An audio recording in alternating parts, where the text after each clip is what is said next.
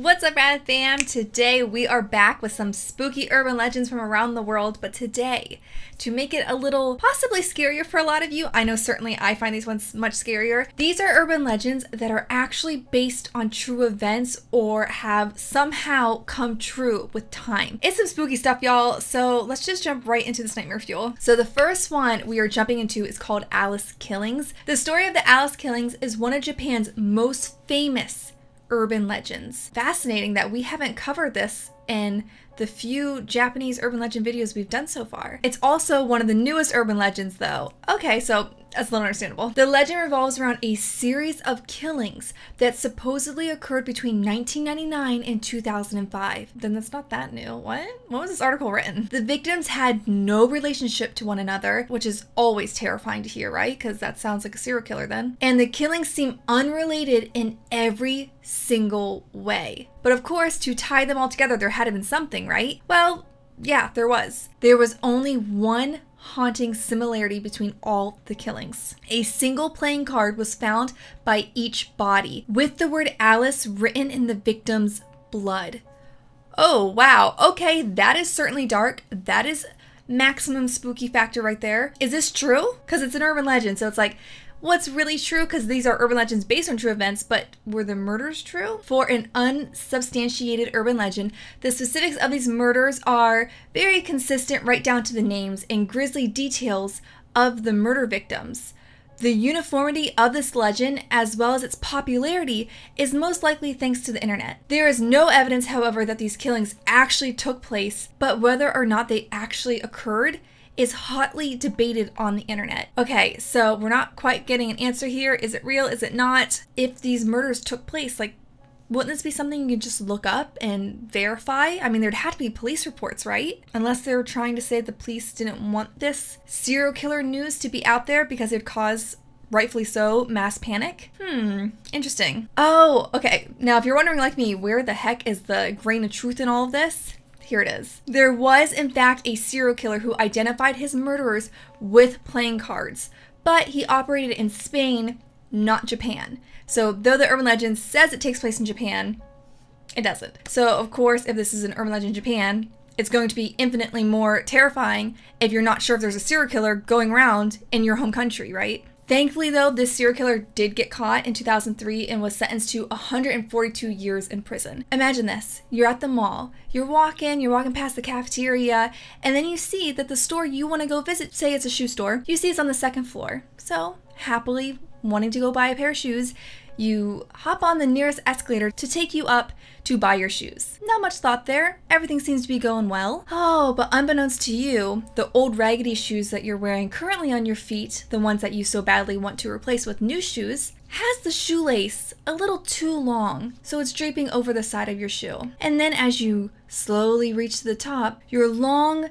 raggedy shoelace gets caught underneath the grate of the escalator as it meets the top. And then it sucks you in and eats your foot, or possibly you. I think this is an urban legend many of us have heard, especially in childhood. I remember specifically I had heard this as a kid and it made me incredibly afraid of escalators. That urban legend is based a lot in fact. Now, people don't actually get sucked all the way under, though escalators have collapsed, not to spark fear in you with this video. Gosh, this channel. First, we're sparking fear in elevators, and now we're sparking fear in escalators. Apparently, no convenient transportation is safe. An article by the National Institute of Health in 2013 reported that the US alone experiences approximately 10,000 emergency level escalator related injuries every single year. Every single year. That is so many. That number probably is proportionally really tiny, but 10,000 is still a lot of people, to the point where you think they would have updated escalator technology by now, right? Now this one is called The Hook, and that is an incredibly iconic urban legend that is from America. There's so many horror movies with this urban legend as a basis of it, even if it's not actually called the hook. It's just very prevalent in America. In its purest form, begins with a couple making out in a car parked in Lover's Lane. The radio crackles, a news report interrupts the romance to tell listeners an escaped killer with a hook for a hand is on the loose. The couple just so happens to be in the range of the lunatic, so the girl insists they go home at once. So the boy gets irritated, really telling of the times, but he peels out and takes her home. Upon arrival, the couple exits the car to find a bloody hook dangling from the handle of the passenger side car handle. So they very narrowly escaped being the next victim of the hook. Whether the couple makes it home safely or the boy ends up dead, it's no coincidence these tales spread like wildfire, especially in the 1950s, right after the real-life Moonlight murders plagued Texarkana in 1946. Oh, so this is actually based off of real events. It's fair to say that the Texarkana Moonlight murders gave birth to the Hookman legend, as it's been considered by many to be no more than a cautionary tale to discourage teens from doing some business, you know what I'm saying? Wearing a sack with eye holes cut out for his head, the killer murdered couples parked in their cars at night.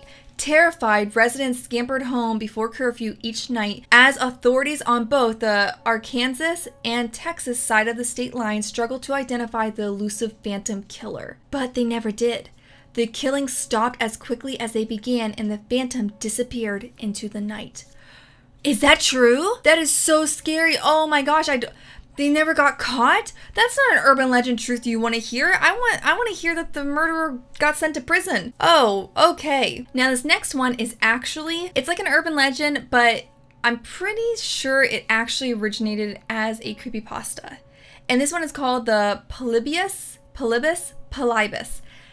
I've only ever read that word, guys, so please don't come for me. The Polybius video game. We're gonna go with that. According to this legend, a video game called Polybius was released for about a month in 1981, Portland, Oregon. And just as fast as it came onto the scene, it disappeared. The game was designed by the government to be a psychological experiment.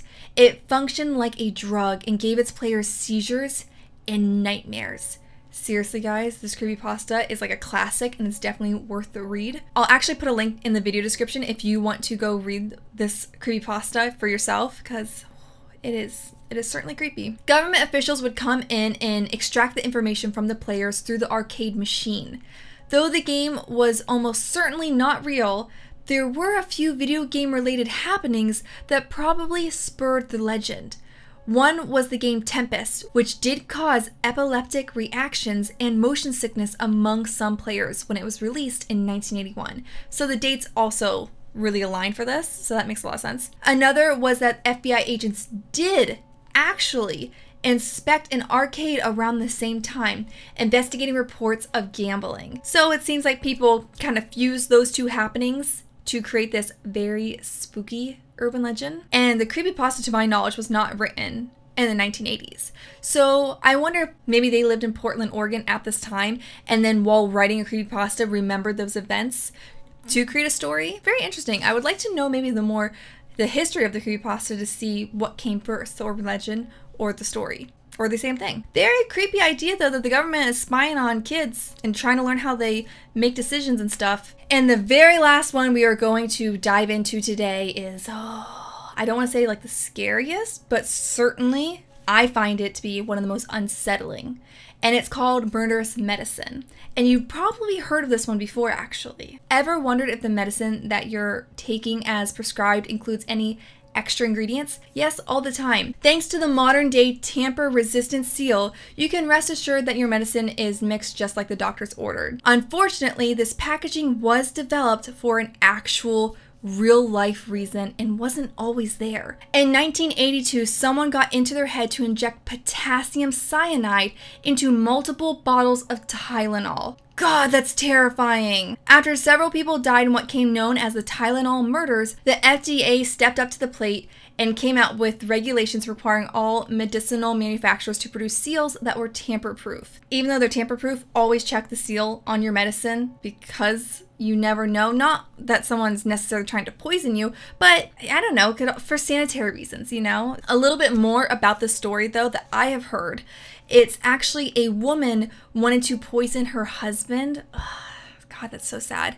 And to try to cover her tracks and get away with the murder, she went to her local store, or like several stores in her area, I think, and she did what she did to him to other bottles of Tylenol so that it would be harder to trace it back to her.